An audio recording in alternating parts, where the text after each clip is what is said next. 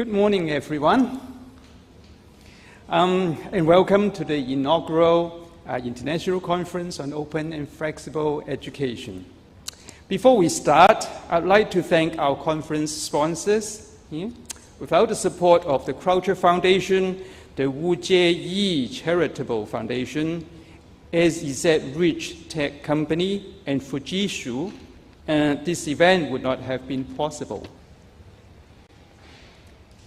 So now I moved on to another interesting phenomenon which is happening in the past decade or so, and this is what related to the area of big data and analytics.